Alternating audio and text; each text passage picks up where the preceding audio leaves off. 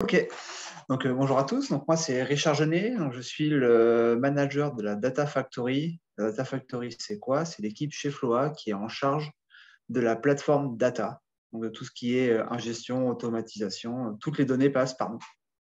Voilà. Et moi, Sébastien, je suis responsable de direction data chez Flora.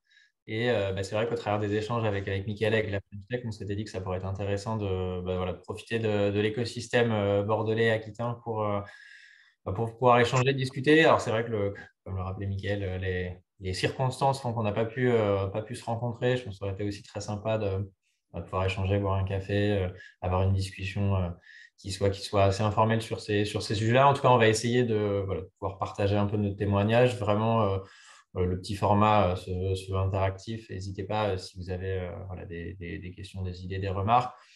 Un peu les thèmes qu'on voulait aborder aujourd'hui, hein, c'est vrai qu'on a énormément de nouveautés dans l'environnement tech depuis quelques semaines, quelques mois, quelques années autour de l'IA avec ChatGPT, DALL-E, les voitures autonomes, etc. Et en même temps, ce qui est moins visible, mais c'est qu'il y a aussi tout plein d'articles, tout plein de questions qui se posent sur comment on peut exploiter au mieux ces technologies quand on est une entreprise. La tech évolue extrêmement vite. Elle peut nous apporter plein de solutions. Et en même temps, comment on arrive à suivre cette courbe d'adoption. Il y avait un article qui était hyper intéressant, alors c'est anglais, mais où le titre, en fait, c'était le prochain. Est-ce que la technologie évolue plus vite que notre capacité à nous adapter? Et je trouvais que la réflexion était hyper intéressante. C'est-à-dire, voilà, quand on est une entreprise, on a la chance aujourd'hui d'avoir un écosystème tech qui est hyper florissant avec des évolutions très, très rapides sur un rythme régulier. Comment on fait pour en profiter au mieux? Comment on fait pour s'organiser, se monter en compétences, choisir la vision qui va avec? Donc, c'est un peu toutes ces questions qu'on s'est posées, qu'on se pose chez Flora, qu'on continuera de se poser. Et donc, on voulait un peu partager notre témoignage, nos retours d'expérience, là où on s'est trompé, ce qu'on a mis en place, ce qu'on veut mettre en place. Donc voilà, c'était un peu sur ce thème-là. Moi, je suis arrivé chez Floa il y a un peu plus de 3 ans. Donc au départ, c'était un projet qui était autour de la data, et puis au fur et à mesure, c'est devenu quelque chose de plus en plus important pour l'entreprise. Et puis on en a fait une direction avec voilà, tout plein de projets à l'intérieur, une stratégie autour de la data et une ambition qui était très forte. Peut-être juste quelques mots pour commencer sur Flora, pour vous donner un peu le contexte. L'idée, c'est plus qu'au travers de ça, ça vous aide à comprendre un peu nos usages et le rôle de la data. Flora, on est une fintech, on est essentiellement bordelais, on a à peu près 500 collaborateurs, une grosse croissance sur les 12 derniers mois et même sur les années précédentes. Enfin, on est passé de 300 à 500 collaborateurs en un an. On a une bonne partie de nos équipes qui sont donc à Bordeaux. On a une partie aussi sur des équipes opérationnelles qui sont vers Niort, quelques équipes sales sur Paris et à l'international. Mais voilà, quand même une activité qui est très concentrée à Bordeaux. Une belle croissance encore sur 2022 par rapport à la situation. En gros, on a deux grands types d'activités. Une activité qui est plutôt orientée B2B, où en fait, on va proposer à des commerçants, à des e-commerçants, des solutions de paiement pour leurs clients. Donc sur du différé, sur du payé en 3 fois, 4 fois, 10 fois, 12 fois, que ce soit avec des acteurs type SFR, type Cdiscount, type VP, Leclerc, etc. Et on va avoir un deuxième type d'activité qui est plutôt orienté sur des produits de consumer finance. Là aussi, qu'on va offrir soit via des partenaires fintech en marque blanche, type Lydia, Bankin, Joko, etc., ou bien qu'on va offrir nous en direct à nos clients, que ce soit sur des assurances, soit sur des petits prêts personnels, des cartes de crédit, ce genre de choses. Et puis, on a rejoint le groupe BNP en début d'année 2022.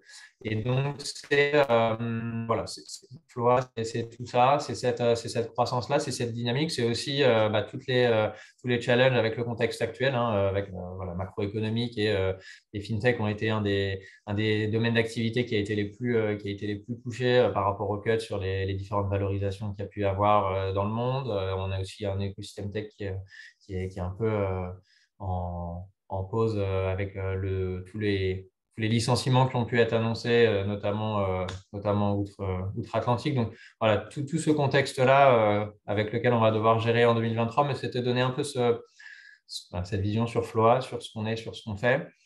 Peut-être aussi un peu quelques mots sur la data, quand on parle de la data chez Floa, de quoi on parle. Un un des premiers sujets, c'est autour du risque et de la détection de fraude. Nous, ce qu'on fait, c'est qu'on va proposer du coup à des commerçants qui vont eux-mêmes proposer à leurs clients des solutions de paiement, des solutions de financement. Et donc, un des éléments clés, ça va être de savoir si on accepte ou si on refuse cette demande-là. Et donc, pour ça, on va avoir une exploitation assez massive des données. Pour justement prendre cette décision, c'est tout ce qu'on va appeler des systèmes de scoring. Et c'est des algorithmes qui vont nous permettre, par rapport à des données en entrée, de prendre une décision, d'accepter, de refuser telle ou telle demande de financement. Donc, pour nous, c'est quelque chose qui est absolument cœur métier, qui nous a permis aussi, d'un point de vue data, justement, d'avoir tous les investissements qui ont été nécessaires à la construction de notre socle. Au-delà de la partie scoring sur le risque, il y a aussi tous les sujets autour de la détection de la fraude, voilà, avec des stratégies un peu de millefeuille et avec tout un tas de solutions qui vont venir s'ajouter pour essayer de détecter au mieux toutes les tentatives qu'on va pouvoir avoir, hein, qui se multiplient ces dernières années et qui font preuve de parfois beaucoup d'imagination. Au-delà de ça, ça va être tout le suivi du risque, tout le suivi opérationnel, toute la mise en place d'analyse, de reporting qui vont nous aider. Un deuxième gros use case autour de la data, c'est sur l'automatisation. Ça va être d'aider finalement les différentes équipes, que ce soit des équipes data, que ce soit des équipes métiers, à gagner du temps en automatisant tout un tas de choses qui pouvaient être faites manuellement, que ce soit sur des modélisations budgétaires, que ce soit sur des reportings, que ce soit sur des envois de fichiers. Donc, c'est un point qui est assez important, qui a permis de faire gagner à telle ou telle équipe 10 jours par mois par-ci, 5 jours par là. Un troisième use case autour de la data, ça va être sur le pilotage opérationnel des équipes, notamment sur tout ce qui est au niveau des plateaux d'appel, sur le recouvrement, sur la relation client. C'est-à-dire comment j'arrive à allouer au mieux mes ressources en fonction de la complexité du dossier, en fonction de la disponibilité de mes équipes. Donc là aussi, c'est à la fois avec des systèmes de clustering, de segmentation, mais aussi avec des consoles de pilotage pour aider les équipes justement à adapter nos flux, nos ressources en fonction des flux entrants. Un quatrième use case sur lequel on travaille beaucoup, c'est de la mise à disposition de données, notamment au travers de l'équipe Data Factory avec Richard, qui est voilà, par rapport à toutes les données qu'on a sur la plateforme, comment on peut réutiliser ces données, cette connaissance, autre part dans le système d'information vis-à-vis de partenaires. Et donc, ça va être de mettre à disposition ces données, de mettre en place tout un ensemble de flux automatisés qui vont nous permettre de réutiliser ces données-là à des fins d'autres usages, hein, que ce soit sur les call centers, que ce soit sur la console de cashback, que ce soit sur le référentiel client, que ce soit sur de la mise à disposition de données justificatifs comptables pour les partenaires, etc. Et justement, un des autres use cases qu'on essaye de développer, qu'on a commencé à pas mal travailler sur 2022 et sur lequel on voudrait bien accélérer en 2023, c'est le partage de données avec les partenaires. Là aussi, les solutions, que ce soit avec Tableau, avec Snowflake, permettent d'avoir de plus en plus de facilité techniquement et technologiquement à mettre ça en place. Et donc, voilà, comment on arrive à capitaliser là-dessus pour que ce soit avec des partenaires fournisseurs ou avec des partenaires business, à mettre en place ce data sharing, ce partage de la donnée avec toute la valeur qu'il y a derrière, aussi bien pour Floa que pour nos partenaires. On a aussi travaillé sur la monétisation de données, c'est voilà, par rapport au patrimoine de données qu'on a, par rapport à la connaissance qu'on a, de mettre en place des contrats qui vont nous permettre de monétiser une partie de nos données au-delà des différents usages qu'on va pouvoir avoir en interne. On a aussi travaillé, et on va continuer de le faire sur 2023, c'est un de nos axes importants autour de la stratégie CRM, data, comment on arrive à mieux leverager la plateforme data qu'on a à des fins de connaissance client, à des fins de marketing, de ciblage. C'est un enjeu qui est assez cœur et j'y reviendrai notamment de par le silotage qu'on pouvait avoir d'un point de vue SI. Et puis le dernier item qui est beaucoup plus diffus mais qui est tout aussi important, qui est comment j'utilise les données pour de la connaissance business, pour améliorer mes prises de décision, pour mes analyses, de l'amélioration continue. Voilà, c'est toutes ces petites choses qu'on va faire au quotidien, qu'on va aider à faire au niveau des équipes pour améliorer nos parcours, améliorer notre relation client, améliorer nos suivis, nos analyses sur le risque ou sur d'autres métiers. Voilà, donc c'était vous donner un peu cette vision globale sur les différents usages de la data qu'on a chez Floa, pour essayer de recentrer un peu la compréhension sur ces sujets-là. On va aussi vous présenter du coup avec Richard quelques use cases un peu plus précis autour de ça, de ce qu'on a mis en place, comment, les challenges, les questions que ça nous soulève. Avant ça, c'était aussi de partager un peu justement sur la stratégie data, sur le scaling de ce qu'on a voulu mettre en place. Et en réfléchissant, il y a différents points qu'on a identifiés. Le premier, c'est que, on en parlait au début, la tech, c'est un enabler qui a été indispensable à notre transformation. Voilà, on a la chance depuis quelques années d'avoir, et même avant, un écosystème qui évolue avec une vitesse qui est très importante. Et donc, c'est de se dire comment on arrive à bien leverager tout ça. Donc, on a mis en place il y a quelques années une plateforme data, donc ce que vous voyez à l'écran. Pour donner un peu de contexte, il y a quelques années, on avait 4 systèmes d'information qui étaient silotés à leur propre borne. Donc, on n'avait pas de vision unifiée, on n'avait pas de plateforme data, on n'avait pas d'usage cloud. On avait des outils qui étaient assez peu adaptés pour travailler la donnée, des technos qui étaient pour certaines obsolètes, et puis une grande partie de nos usages qui étaient externalisés autour de la data. Donc, fort de ce constat-là, il y a quelques années, il y a eu une transformation autour technologique qui a été drivée notamment par l'IT, de dire OK, on va faire une bascule dans le cloud, dans Azure, pour essayer de consolider notre système d'information, de gagner en autonomie et de pouvoir profiter de ce que toute la tech a à nous offrir. Donc, pour nous, ça a été une formidable opportunité de se dire OK, on va mettre en place une plateforme data pour pouvoir justement bénéficier de tout ça et réaliser cette ambition qui était forte de pouvoir considérablement faire exploser finalement nos usages autour de la data. Alors, quelques mots sur notre plateforme. Donc, elle est full cloud Azure.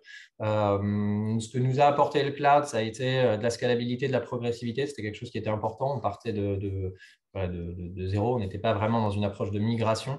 Et donc, ça a été important d'avoir cette approche qui soit progressive, cette capacité à scaler aussi rapidement. C'est aussi de la progressivité dans les coûts. C'est vrai que c'est quelque chose qui est assez intéressant pour démarrer, pour tester, pour apprendre. La rapidité du déploiement qui a été aussi quelque chose d'hyper important. C'est vrai qu'avec des solutions, alors il y a les solutions qui sont installées dans notre propre cloud et puis il y a les solutions qui sont en SaaS. Mais globalement, c'est vrai qu'on est sur pas des fréquences, mais des rapidités de déploiement qui sont assez folles en fait parfois. Le choix des technos aussi, ça a été les questions à se poser sur quelles sont les briques, quelles sont les technologies. Alors, c'était il y a 4 ans et c'est vrai que depuis, l'écosystème évolue. On est encore en train de se poser des questions par rapport à différentes technologies, par rapport à différentes briques. Voilà, comment on peut aller plus loin. Récemment, on a commencé à travailler là sur Neo4j, donc on a ajouté à la plateforme. Mais on a aussi d'autres réflexions de se dire, OK, la tech a évolué depuis 4 ans. Voilà, quels sont les nouveaux, quels sont les usages finalement sur lesquels des nouveaux outils, des nouvelles techs pourraient nous apporter des choses. Donc, c'est là aussi des réflexions qu'on a avec les équipes de Richard. Mais en tout cas, ce qui est important, c'est que de par finalement, presque par essence, on est quand même sur des outils qui ont un niveau d'interopérabilité, d'interconnectivité qui est assez bon, même si on a essuyé les plâtres aussi sur certains sujets. Par exemple, entre Dataiku et Snowflake, il y a quelques années, c'était encore assez difficile à faire fonctionner ensemble. Il n'y a pas de moteur d'exécution dans Dataiku. On ne pouvait pas exécuter la plupart des récipes dans Snowflake. Donc, il a fallu monter des petites choses en parallèle. Alors, là aussi, ce qui est sympa, c'est qu'on est quand même sur des acteurs qui sont sur des croissances assez incroyables et donc qui nous permettent d'avoir des releases en termes de nouveautés qui sont assez fréquentes et donc qui permettent de résoudre un peu ces pain points. Malgré tout, il y en a, mais c'est vrai qu'on est quand même sur des niveaux d'interopérabilité qui sont assez sympas. Et puis, globalement, ça nous a aussi aidé en termes d'innovation, d'attractivité employeur, de marque. C'est vrai que c'était, par rapport au constat qu'on avait il y a quelques années, c'était quelque chose qui était aussi important de pouvoir se sourcer en compétences, monter en compétences sur ces nouvelles technologies, pouvoir en profiter.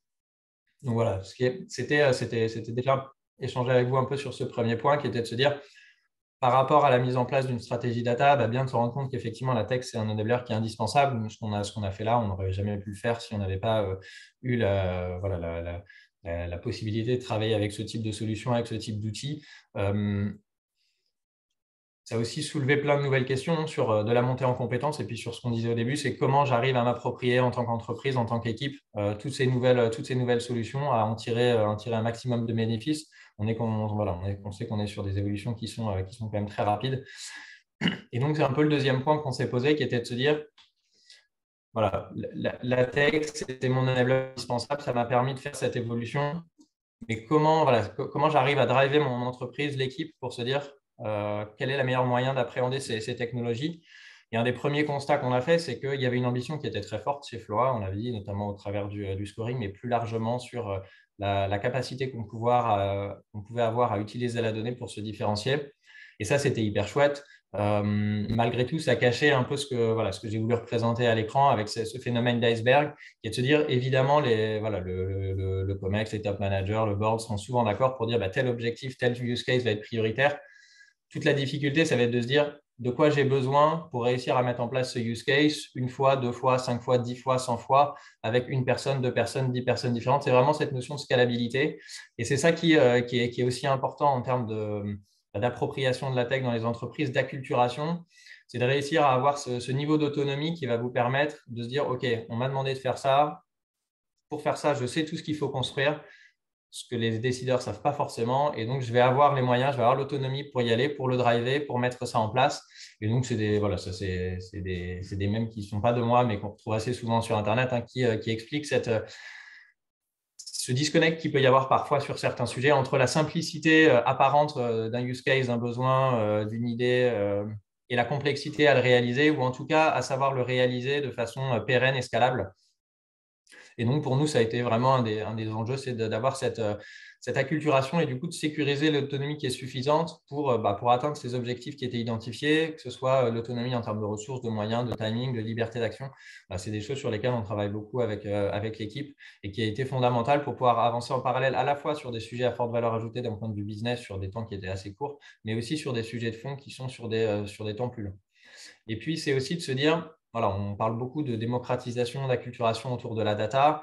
On peut recouper plein de choses sur ces sujets, mais ce que ça revient là aussi à dire, c'est comment j'arrive à dépasser des grands concepts d'acculturation, de démocratisation pour faire en sorte que le maximum de personnes dans les différentes équipes, quelles que soient leurs compétences techniques finalement, puissent en profiter. Et donc là aussi, nous, ça a été d'amener à se poser plein de questions sur quel est le bon moment pour mettre quelles données, quel outil à disposition de qui. Et on va en reparler dans le point d'après, qui est finalement le troisième grand sujet autour de l'organisation. Une fois qu'on se dit, voilà, la tech, c'est mon enabler qui est indispensable pour driver ma stratégie, notamment autour de la data, mais de façon plus large, autour de l'IT, autour du business. Un des points qui est important, c'est justement la capacité d'une entreprise à appréhender ces technologies et donc à s'acculturer et avoir l'autonomie suffisante pour accomplir la maîtrise un peu de cet environnement technologique pour en tirer le plein potentiel. Et c'est aussi de se dire, c'est quoi la bonne organisation pour faire ça en fonction de là où je suis. Il y a beaucoup de discussions autour d'organisation distribuée, du data mesh, de dire voilà, comment on arrive à avoir l'approche un peu parfaite finalement entre des profils data qui ont une expertise data qui arrive à faire tous les use cases de bout en bout, mais aussi une expertise business. Donc on est vraiment sur le mouton à 5 pattes parfait. C'est de se dire, voilà, par rapport à l'état où on en est, c'est quoi la bonne organisation sans tomber sous couvert d'organisation distribuée dans du data chaos, en fait, où on se retrouve avec finalement des environnements qui sont très silotés, une dette technique qui va aller grandissant. Et en même temps, de ne pas tomber dans une organisation qui est trop centralisée avec un disconnect qui peut y avoir entre les priorités data, les priorités business. Et donc, nous, voilà, c'est des questions qu'on s'est posées. Il y a 2 ans, on avait fait le choix, quand on a créé la direction data, d'avoir une organisation qui était plutôt centralisée pour consolider en fait la connaissance qu'on n'avait pas jusqu'à présent d'un point de vue fonctionnel, d'un point de vue technique.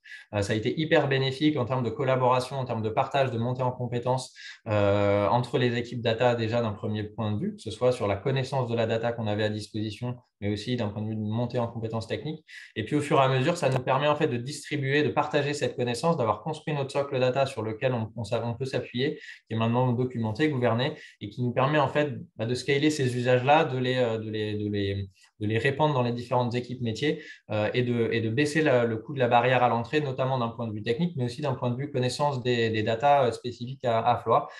Donc, c'est une démarche qui est pas toujours facile, hein. C'est tous les sujets autour de l'organisation. Il n'y a pas une réponse unique qui va permettre de se dire, OK, pour telle entreprise, c'est ça qu'il faut mettre en place. Il y a beaucoup d'effets de buzz aussi qui font que ce n'est pas toujours facile de se dire, voilà, de prendre le recul suffisant. Mais voilà, en tout cas, c'est un conseil qu'on peut donner, c'est d'inviter à avoir ce recul-là, cette humilité aussi finalement de dire, voilà, si ma cible, c'est ça, c'est d'avoir un modèle dans lequel je suis avec des profils data un peu distribués, mais qui arrivent à bien se parler tous les jours, où on ait une approche sur laquelle il n'y a pas de silotage, une montée en compétences techniques parfaite et une connaissance métier qui est aussi très aboutie.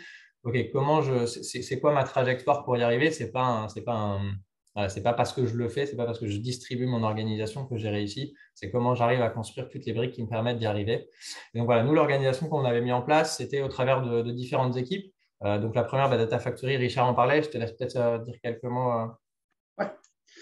Alors, donc la Data Factory, à l'heure actuelle, c'est une équipe entre 10 et 12 personnes qui a subi cette année, enfin l'année passée, pardon, pas mal de changements. Pourquoi? Déjà, la plateforme est maintenant up, live et tourne et les usages se sont vraiment multipliés. Donc, ce qui veut dire que l'équipe a dû apprendre, en quelque sorte, à fonctionner de manière un peu plus agile. Qu'est-ce que j'entends, moi, par agile? Alors, attention, tout le monde a sa propre définition. Je rappelle juste que chez Floa, la plateforme data n'étant pas considérée comme un produit, il n'y a pas de PO désigné. C'est vraiment une direction qui est appelée par différents corps de métier. Dans la direction, il y a une équipe qui va s'occuper de la partie projet, qui est vraiment notre entrant. Et donc, on a dû, nous, apprendre à travailler avec toutes ces personnes et à découper les usages de la manière la plus fine pour pouvoir sortir les user stories, si on peut appeler ça comme ça, de manière rapide. En même temps, on ne peut pas faire que du build. Il a aussi fallu rentrer dans la partie run, puisque maintenant l'équipe fait à la fois du build, donc les évolutions, et le run, puisqu'il faut quand même que ce qui tourne, tourne toujours. Ça, c'est quelque chose qui maintenant tourne de manière cohérente. Et le challenge pour l'équipe, ça a été déjà d'intégrer le fait qu'on arrête de faire que des évolutions. On fait aussi en sorte que la plateforme tourne, que tout le monde peut faire à la fois des évolutions et du correctif, bien sûr avec des sachants plus ou moins différents. Et en même temps, de mettre en place aussi un système de morning checks. Donc, ce sont des personnes qui, le matin, vont vérifier que ce qui s'est passé la nuit s'est bien passé, de faire un petit compte-rendu, ce qui fait qu'à peu près 9h, 9h30, l'équipe est au courant de ce qui s'est passé et on peut alerter au plus tôt les métiers de attention, tel et tel et tel usage n'est pas possible. En même temps, cette équipe a depuis quelque temps, on en verra un peu plus tard, mais la charge du RGPD, qui est un sujet réglementaire, obligatoire. Donc, l'équipe monte en compétence sur différents sujets. Donc, on fait bien sûr du technique, on fait de l'ingestion, on fait de l'automatisation. Il y a encore quelques challenges qui vont arriver, puisque un de nos challenges va être revoir un petit peu la partie ingestion de données chez nous. On a quelques souffrances à l'heure actuelle. On est en train de voir un petit peu les best cases qu'on peut trouver chez d'autres partenaires. On est en train de voir s'il n'y a pas des nouvelles technologies qu'on peut faire. Est-ce qu'il y a des choses, comme on a la tête dans le guidon sur notre plateforme, est-ce qu'il y a des choses que l'on fait mal ou des choses que l'on peut faire mieux? C'est ce que nous sommes en train de voir en même temps.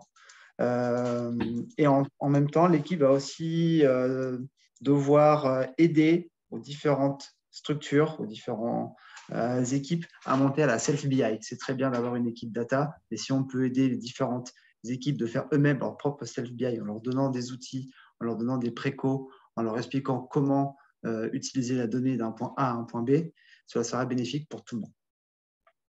Voilà.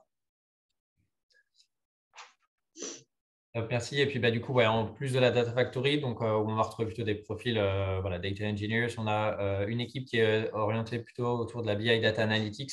Donc là, sur laquelle on était au départ sur une phase de beaucoup de build, un peu comme dit Richard, hein, c'était les mêmes problématiques, c'était de te dire comment j'arrive à partir de ma plateforme qui est naissante à mettre à disposition des données, des reporting, des vises qui vont permettre finalement aux métiers, aux différentes équipes business, risque, recouvrement de gagner en autonomie.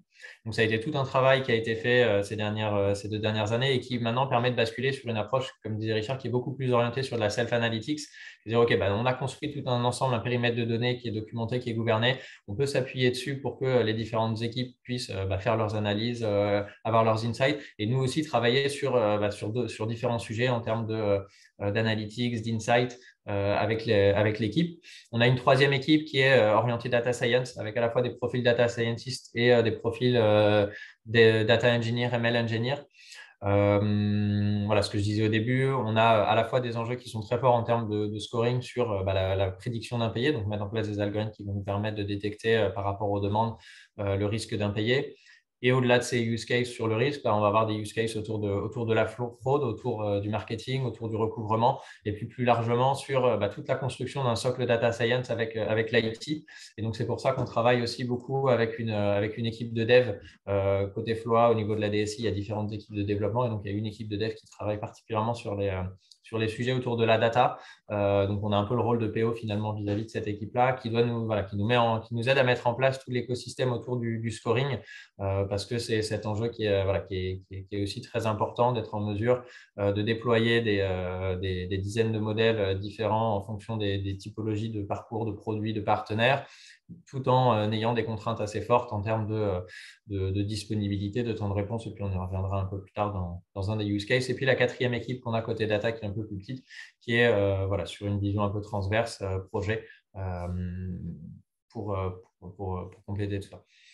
Donc voilà, là, c'était au travers de cette première demi-heure, c'était vous partager un peu finalement, avant de rentrer dans les use cases, autour voilà, de la stratégie data, qu'est-ce qu'on a voulu mettre en place, de quoi on partait, et donc de partager un peu notre retour d'expérience, qui est de se dire, bah, voilà, la tech a été un enabler indispensable à notre transformation, mais c'était aussi de se dire bah, comment on peut voilà, amener l'entreprise à appréhender correctement ces technologies, à avoir l'autonomie suffisante pour travailler sur ces sujets de socle, sur ces sujets de fond qui doivent nous permettre de faire exploser les usages de façon pérenne, scalable et durable dans le temps. Et avec comme troisième point qui est de se dire, bah, pour arriver à faire ça, c'est quoi la bonne organisation au service de ma stratégie? Comment mon organisation elle peut évoluer en fonction de l'évolution de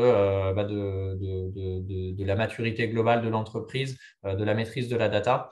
Et donc, voilà, c'était ces différents points qu'on voulait vous partager. On avait préparé quelques use cases, alors qu'il y avait, voilà, l'idée c'était, notamment au départ, comme on disait qu'on serait ensemble à la Cité numérique, c'était de voir avec vous qu'est-ce qui pouvait vous intéresser, comment on pouvait, par rapport à tout ce qu'on a décrit, parler de tel ou tel sujet. Alors, bon, du coup, on en a choisi 3 arbitrairement, mais s'il y en a d'autres qui vous intéressent, vous me dites. Le premier qui est finalement autour de l'utilisation de Snowflake pour développer un moteur RGPD. Le deuxième use case qui est autour de la data science et de l'auto ML. Et puis le troisième use case qui est plutôt autour de la data gouvernance. Donc voilà, on va faire un petit focus sur ces sujets-là. N'hésitez vraiment pas s'il y a des questions, si vous voulez qu'on creuse aussi d'autres sujets. Ouais, Mickaël. Juste une remarque, est-ce que tu peux regarder en salle d'attente pour t'assurer qu'il n'y ait personne de bloqué? On n'a pas fait Ah ouais, pardon. depuis un petit moment. Autant pour Comme tu as moi. les commandes du Zoom. Ok. Ah, je croyais que tu avais aussi les commandes du Zoom. Désolé, je n'avais pas compris qu'il n'y avait que moi. Parce qu'effectivement, je n'ai pas regardé du Je coup. suis le seul maître à bord. Allez, Ok, je vous laisse dérouler le premier use case. autant pour moi. Tac. Ok, du coup, je n'avais pas vu tes messages. Désolé. Hop, je te laisse commencer du coup, Richard. Oui. Donc, ce premier use case, donc, c'est autour du RGPD. Donc, le RGPD, on ne va pas rentrer dans le détail. Je pense qu'on a tous entendu parler, que ce soit dans nos vie professionnelle ou personnelle, puisque même à la télé, on en parle. Donc, la réglementation, si stricto sensu, on suit la règle, c'est nous ne devons pas posséder de données personnelles de quelqu'un. Si on tire un trait assez gros, ça voudrait dire on supprime tout, comme ça on est tranquille, sauf que faire ça, c'est pas possible. Donc, une réflexion avait été faite pour mettre en place un système qui va nous permettre d'être compliant avec les règles RGPD sans pour autant dégrader notre fonctionnement et que le business puisse toujours être rendu. Avec 2-3 petites contraintes, puisque maintenant, avec le RGPD, il y a des métiers qui sont apparus, comme la DPO, par exemple. Chez Floa, par exemple, le data masking, qui peut être une solution, n'est pas forcément reconnu par la DPO. La tokenisation, qui est aussi une autre manière de faire ce genre de choses, n'a pas été retenue à l'époque, enfin n'était pas retenue par la DPO. Donc un moteur a émergé de certaines têtes de l'équipe il y a quelques années pour essayer de mener à bien cela. Donc le moteur, c'est quoi? Donc en fait, c'est un framework qui va tout simplement faire en sorte que les DCP soient traités, donc les données à caractère personnel. Ça permet en même temps de faire gagner le temps de traitement de mon équipe, parce que maintenant, au lieu de dédier quelqu'un qui va tous les jours masquer partout, c'est quelque chose qui tourne. Bien sûr, mon équipe a du temps à consacrer, notamment pour le paramétrage, on va en parler un peu plus tard, mais le but, c'est que je n'ai pas un développeur 100% dessus. C'est vraiment quelque chose, un moteur qui nous aide, nous, et faire en sorte que rien n'est oublié, puisque si on code quelque chose, on peut toujours oublier quelque chose à la main, on l'a tous fait, malheureusement, ça arrive. L'erreur est humaine. Là, le moteur, lui, n'est pas infaillible, certes, mais il n'est pas loin d'être très, très propre. Et en même temps, ce framework, ça a permis aussi d'être le lien entre différentes personnes, entre la DPO, entre le responsable du projet RGPD et entre nous, la technique. Alors, qu'est-ce que je voulais dire par là? Tout simplement, c'est que quand la DPO nous dit attention, il y a telle et telle règle qui arrive, telle et telle chose que l'on aimerait surveiller, on va directement voir le responsable du projet RGPD, donc qui est Sébastien, qui va nous expliquer un petit peu quelles sont les données qu'on aimerait masquer et surtout quelles sont les données qu'on aimerait anonymiser et comment les anonymiser. Et derrière, nous, on le traduit de manière technique dans le moteur. Donc, ce framework, c'est un framework donc 100% Snowflake, voilà, qui a une petite année d'existence, voire un peu plus maintenant. En fait, même si voilà, je vous ai décrit un petit peu comment il fonctionne, en gros, c'est quoi? C'est un gros système de paramétrage qui se base sur des référentiels. Vous avez un référentiel technique qui va vous expliquer quels sont les différents types de règles que l'on peut appliquer sur les champs. Un référentiel sur les tables qui vont contenir les fameuses DCP que l'on doit traiter. On a voilà, un dictionnaire sur les champs DCP. Et le but du jeu derrière, c'est qu'une fois que l'on a tous ces paramétrages, alors vous avez les deux premières tables qui sont quelque chose qui sont immuables, qui ont été à l'époque définies. Une fois qu'on a ce paramétrage, le moteur, lui, qu'est-ce qu'il va faire? Il va traiter tous ces champs, tous ces couples. Et à chaque fois qu'il va dire attention, ce champ est dans ma table de paramétrage, je sais que j'ai telle règle associée, derrière, il va lui faire les transformations qui sont attendues. Donc ça, on va les voir un peu plus tard sur la slide suivante, Sébastien.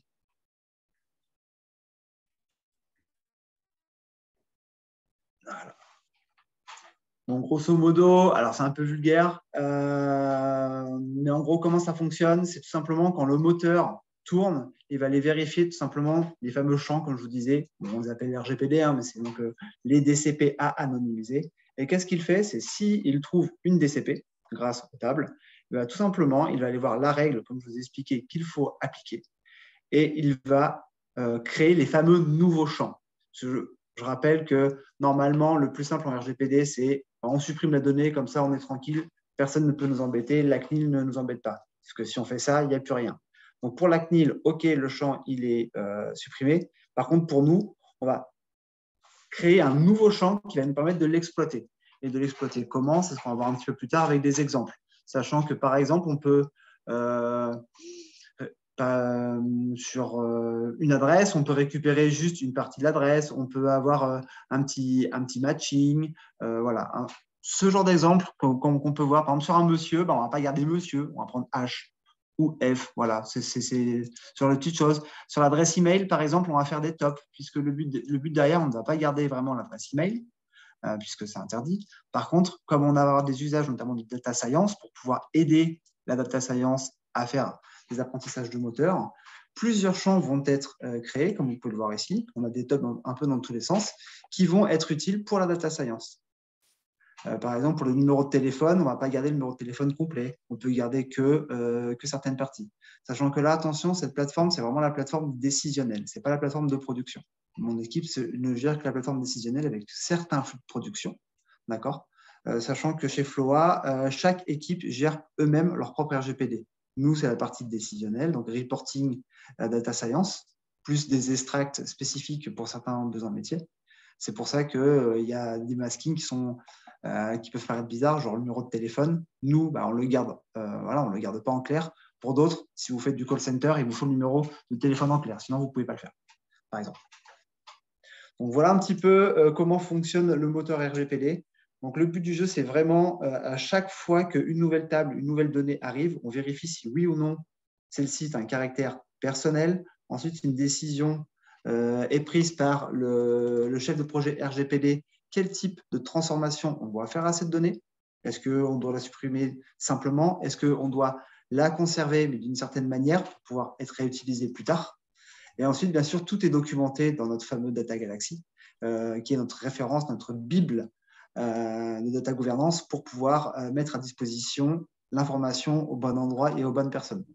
Le but du jeu, c'est quand même qu'à la fin, si un jour il y a un contrôle pour X raisons, on puisse être le plus propre possible.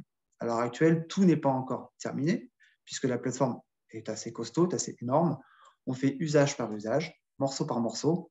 Le but du jeu, c'est qu'à d'ici quelques temps, toutes nos données soient anonymisées de la manière la plus propre possible. Voilà, un petit peu. Si vous avez des questions, n'hésitez pas.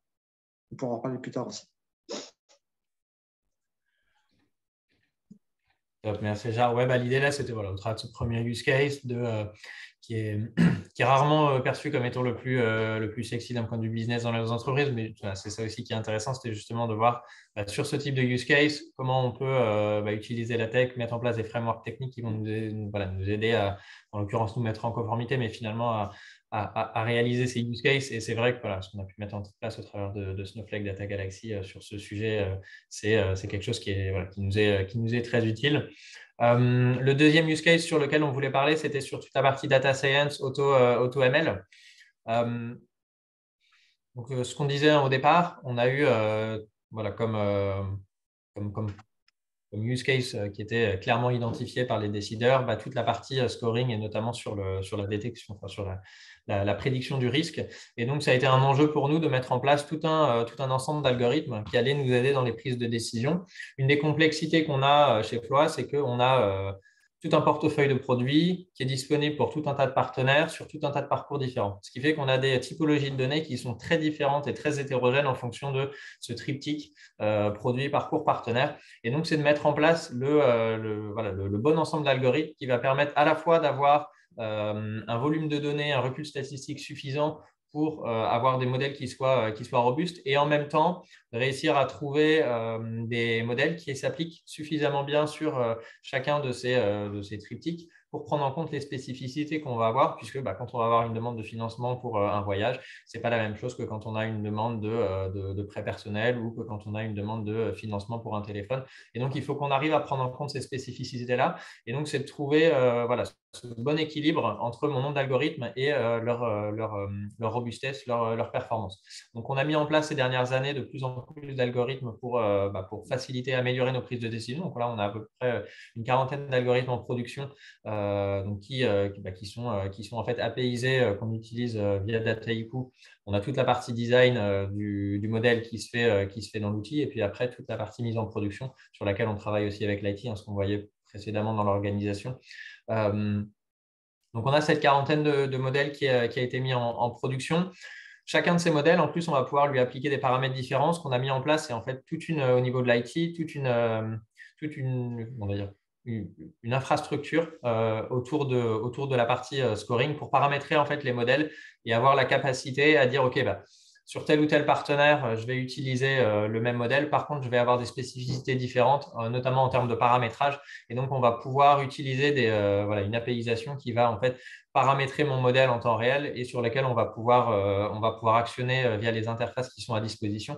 Donc, ça nous permet d'avoir des réactivités qui sont excellentes. Si on veut modifier des seuils d'acceptation, par exemple, ou certaines règles, c'est des choses qu'on va pouvoir faire en temps réel sans repasser par des processus de mise en production et donc qui sont hyper importantes d'un point de vue à la fois customisation, réussir à exploiter au mieux les spécificités de chacun de nos partenaires, mais aussi d'un point de vue flexibilité, agilité et scalabilité, puisque l'enjeu c'était de réussir à être en mesure de faire ça sur un ou deux changements, mais aussi sur des dizaines ou des centaines ou des milliers de changements.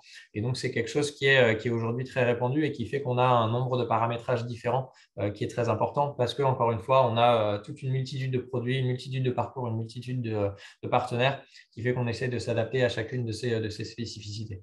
Et puis, un des troisièmes enjeux qui était important sur toute cette partie scoring et prédiction des impayés, c'est justement la robustesse, la disponibilité, les temps de réponse.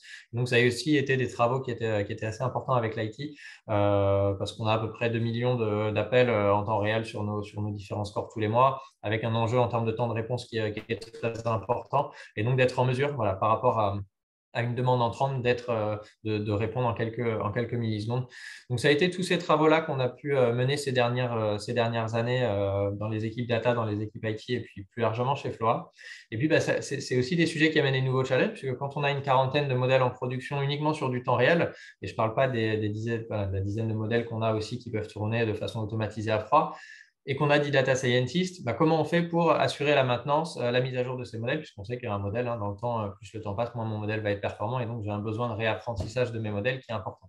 Et donc c'est un challenge sur lequel on s'est penché depuis 18 mois à peu près, qui est de se dire comment j'arrive à mettre en place un cycle de vie de mes scores qui permet d'automatiser au maximum de mes différentes étapes afin de ne pas passer mon temps à réapprendre des modèles, mais à garder du temps sur la maintenance et puis surtout à garder du temps sur des nouveaux besoins, sur des nouveaux use cases, sur la scalabilité de la plateforme data et data science.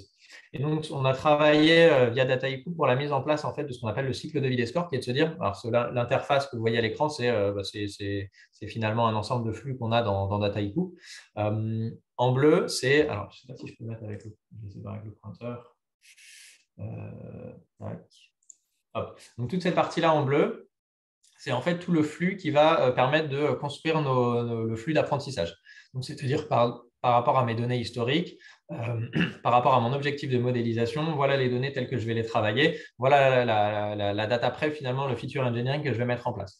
Puis ça me permet de déployer un modèle. Et ce modèle, une fois qu'il est en production, on va avoir des demandes entrantes, on va générer des outputs, des retours, et puis on va stocker tous ces retours-là. On va les déverser côté Flora, on va les déverser dans Snowflake. Donc, c'est ce qu'on retrouve ici. Et en fait, on va repartir de toutes ces nouvelles données qui sont récentes pour recréer un flux qui est ISO au premier, donc c'est le flux là en orange, qui va en fait correspondre aux données qui sont plus récentes. C'est-à-dire, depuis que j'ai mis mon modèle en production, voilà les données que j'ai reçues. Je vais appliquer la même data prep, le même feature engineering. Et en fait, je vais pouvoir comparer ces données-là. Je vais pouvoir comparer mes populations. Et donc, c'est ce qu'on voit là en violet. C'est en fait toute la partie data drift, donc dérive de mes data, qui va soulever là aussi plein de questions. C'est de se dire, OK, je peux observer une dérive de mes données. Est-ce que c'est lié à de la saisonnalité? Parce que, par exemple, si je suis sur l'univers du travel, oui, évidemment que j'ai une saisonnalité. Alors, comment j'arrive à déceler une déformation de population là-dedans? Est-ce que c'est par rapport à un problème de qualité de données? Parce que tel partenaire a arrêté d'envoyer telle donnée ou en fait, au lieu de me donner le nombre de passagers, il me le valorise toujours à 1. Donc voilà, est-ce qu'on est sur un problème de qualité de données ou est-ce qu'on est sur là aussi une déformation de population? Est-ce qu'on est sur une opération commerciale, un boost? C'est la sortie de l'iPhone, c'est une opération commerciale chez tel ou tel partenaire. Donc, forcément, ça va me driver des demandes qui vont avoir une typologie différente. Et donc, ça pose aussi toutes ces questions de se dire comment j'arrive à identifier mon drift dans mes données de façon la plus correcte possible sans tomber dans des biais qu'il peut y avoir que je citais précédemment. Et c'est aussi de se dire, quand je fais mon analyse de drift, quelle est l'importance de ma variable dans mon modèle? Je peux avoir des données qui vont drifter énormément, mais qui sont finalement peu utilisées ou pas utilisées dans mon modèle, et donc ça ne va pas avoir d'incidence sur la performance de mon modèle. À l'inverse, je peux avoir une donnée qui va peu drifter, mais sur laquelle je vais avoir une grande importance et donc un effet sur mon modèle. Et puis, le quatrième flow qu'on va mettre en place, il va être là sur la performance, sur la dérive de la performance de mon modèle. Donc là, la différence, c'est qu'on va devoir attendre que l'événement qu'on a modélisé se soit produit pour pouvoir vérifier si finalement, par rapport à ma prédiction théorique, est-ce que ma prédiction réelle est la bonne. Et donc ça, c'est tout ce qu'on a mis en place. Donc c'est le flux vert qui permet, donc nous, c'est en général sur ce type de score, on est sur de la prédiction d'impayés. Et donc ça va être se dire, une fois que mes impayés se sont produits, je vais pouvoir comparer finalement mes données théoriques et mes données réelles. Et donc c'est ces 4 flows en fait qu'on va mettre en place et qui vont en fait nous permettre déjà d'encapsuler chacun de ces scénarios et d'automatiser ces différentes étapes qui vont nous faire gagner beaucoup de temps sur le retraining des modèles. Donc on n'est pas encore sur une phase qui est complètement automatisée, mais c'est justement on veut tendre. La première étape, on en parlait, c'est de déployer ces scorings en temps réel. Une fois qu'on les a déployés, c'est de se dire, OK, comment j'arrive à mettre en place mon analyse de drift sur mes différents modèles? Donc, c'est ce qu'on voyait sur le slide précédent. Comment j'arrive aussi à mettre en place mon alerting? Ça, c'est toutes les questions qu'on se pose. C'est se dire, quel est le seuil qui fait que j'ai effectivement un drift de ma population et que non, en fait, je ne suis pas en train de monitorer de façon trop serrée ou trop large parce que voilà, on est quand même sur un seuil, c'est une valeur numérique. Et donc, c'est de se dire, voilà, quel est le bon seuil pour chacun de mes modèles? Est-ce que c'est 0,51? Est-ce que c'est 0,56? Et donc, c'est toute cette réflexion, cette maturité qui est nécessaire aussi pour se dire, voilà, mon alerting, aujourd'hui, on est plutôt sur une approche un peu laxe, on reçoit un peu trop d'alerting et ça doit nous permettre justement de bien nous caler en fonction de chacun des modèles, de dire, OK, le seuil optimal, c'est celui-ci. Et la dernière étape, c'est vraiment toute la partie retraining. Donc, dans un temps 1, ce qu'on fait aujourd'hui, ce qu'on se dit, c'est par rapport à mes différents scénarios qui sont déjà encapsulés, automatisés, ça me fait déjà gagner beaucoup de temps sur le retraining de mon modèle.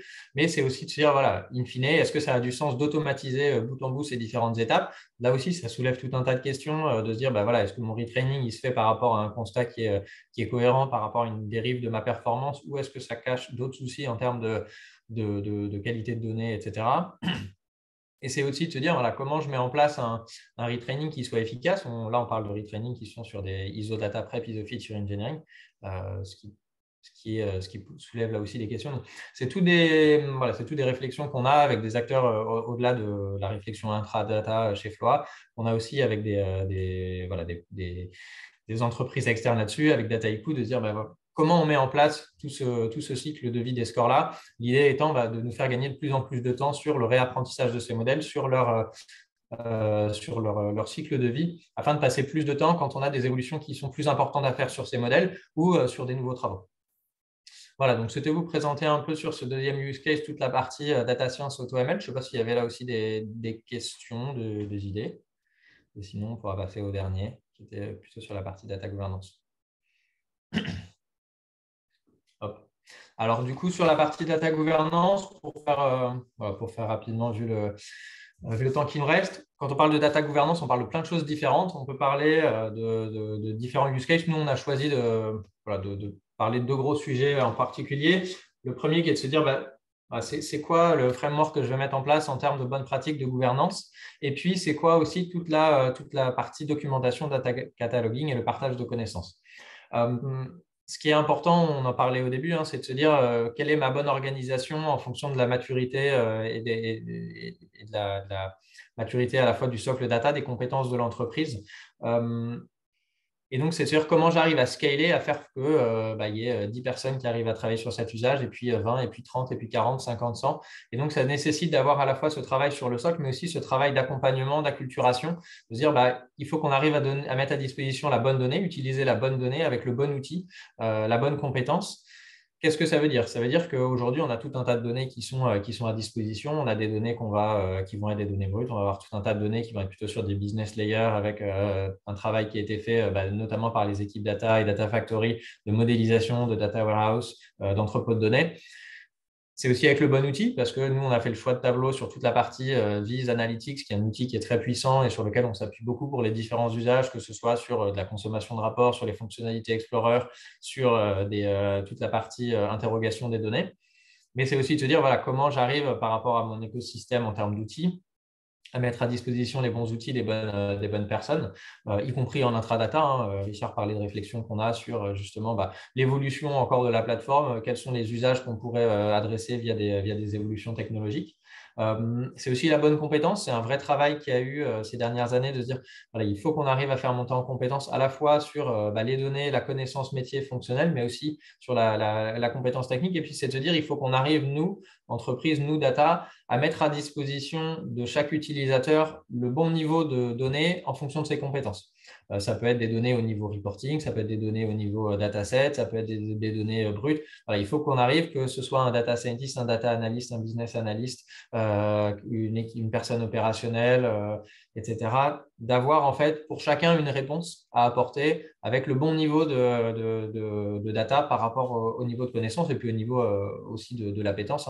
Ce qui est assez sympa, c'est de voir toutes les personnes qui ont envie d'apprendre, de découvrir, de monter en compétence sur ces sujets-là et aussi de mettre en place tout un ensemble de bonnes pratiques en termes de documentation, en termes de règles de nommage, en termes de développement pour qu'on soit là aussi dans une approche qui est scalable, qui est de se dire c'est très bien qu'on arrive à faire à 100 ce qu'on arrivait hier à faire à 30. Il faut qu'on arrive à le faire de façon pérenne, scalable et durable dans le temps. Et c'est de se dire il faut qu'il y ait tout un ensemble de bonnes pratiques qu'on puisse respecter de telle sorte qu'on ne se retrouve pas avec un ensemble gigantesque qui soit ingérable d'ici quelques mois ou d'ici quelques années.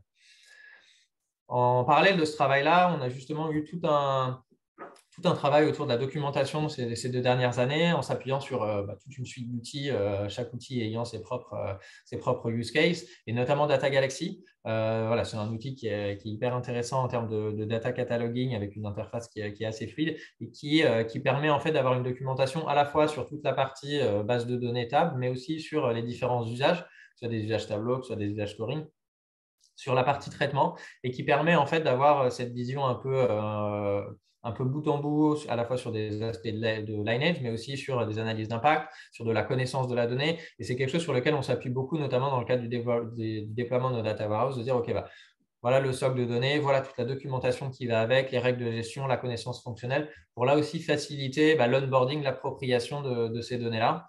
En parallèle de ça, on utilise aussi, chaque équipe data en fonction de ses besoins, utilise différents outils. On a beaucoup de documentation au travers de Confluence, au travers de Jira. Par exemple, dans Snowflake, on a commencé à utiliser aussi la notion de répertoire partagé sur les requêtes qui permet finalement au sein d'une même équipe de se partager les requêtes et de faire en sorte que quand telle personne n'est pas là, boum, on puisse facilement avoir le run, la MCO qui tourne. GitLab aussi, évidemment. Donc voilà, c'est tout cet ensemble-là sur lequel il y a eu un travail. Alors, on pourrait là aussi passer des heures à en discuter, à vous faire des démos sur voilà, Data Galaxy, différents use cases, mais c'était déjà donner un peu cette overview-là. Et puis, s'il y a des questions sur tout ça, on pourra creuser une autre fois. Voilà, c'était un peu tout ce qu'on voulait vous partager aujourd'hui. Donc, à la fois de façon un peu générale, finalement, par rapport à la question de dire, voilà, l'évolution technologique va extrêmement vite. Comment on fait en tant qu'entreprise pour l'appréhender, pour s'y adapter, pour en tirer le maximum de profit et de se dire, voilà, ça passe déjà par la tech, mais ça passe aussi par une réflexion en termes de maîtrise de son socle, d'autonomisation et d'acculturation, d'organisation. Quelle est l'organisation qui permet de répondre à la stratégie en fonction du moment, du point où on en est. Et puis de vous présenter un peu ce qu'on avait fait au travers de différents use cases, des questions qu'on s'est posées, des écueils qu'on a pu rencontrer, que ce soit sur la partie framework technique avec Snowflake pour traiter du RGPD, que ce soit sur des use cases de data science et d'AutoML ou sur de la partie data governance. Merci à tous les deux. Est-ce qu'il y a des questions? Sachant que, je vous l'ai dit, le webinaire est enregistré, donc du coup, vous aurez la possibilité de vous replonger dedans dans les… allez, j'essaie de le mettre en ligne dès cet après-midi pour que vous puissiez y avoir accès. D'ailleurs, Sébastien, si on est d'accord, j'enverrai les slides aussi, si ça ne te pose pas de soucis. De manière à ce que chacun puisse s'y reporter également. Est-ce que quelqu'un a des questions dans la salle? Alors, ou en la déposant dans l'outil de chat de Zoom, ou en direct. Question ou remarque d'ailleurs. Je crois qu'il y avait Fred qui avait une main levée, mais elle n'est plus levée, donc je ne sais pas si c'est… Non, ce n'était pas une question, c'était juste des remerciements. C'était très clair et hyper intéressant. Merci. Merci, c'est du feedback. Bon, s'il y a besoin, je peux faire quelques intros, quelques mises en relation aussi à l'issue. En tout cas, c'était hyper dense, hyper clair. Moi qui ne suis pas spécialiste du sujet, j'ai tout compris. Merci pour l'effort de pédagogie, en tout cas, à tous les deux. Merci. Et puis voilà, si quoi que ce soit, n'hésitez pas à nous contacter. On pourra prendre du temps pour parler de ça. Je transmettrai vos coordonnées, les slides, et puis je vous renverrai le lien du replay dans le courant de l'après-midi. Merci à tous les deux d'avoir pris le temps, en tout cas, de cet échange. On aurait bien aimé le faire en physique, ça aurait été un peu plus sympa avec un café, quelques chocolatines. Bon, le contexte a fait que je pense que c'était plus prudent pour tout le monde, effectivement, de le basculer en visio. Merci pour votre disponibilité à tous les deux.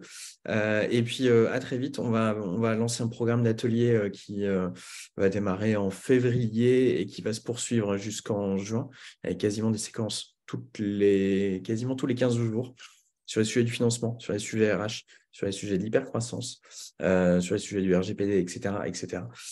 Donc, n'hésitez pas à continuer à suivre nos actualités, à suivre la newsletter aussi. Je vous souhaite en tout cas à toutes et à tous un très, très, très bon moment.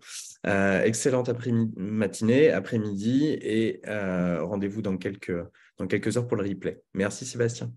Merci beaucoup. Merci Richard. Merci à tous. Richard. Bonne journée. Au revoir. Bonne journée.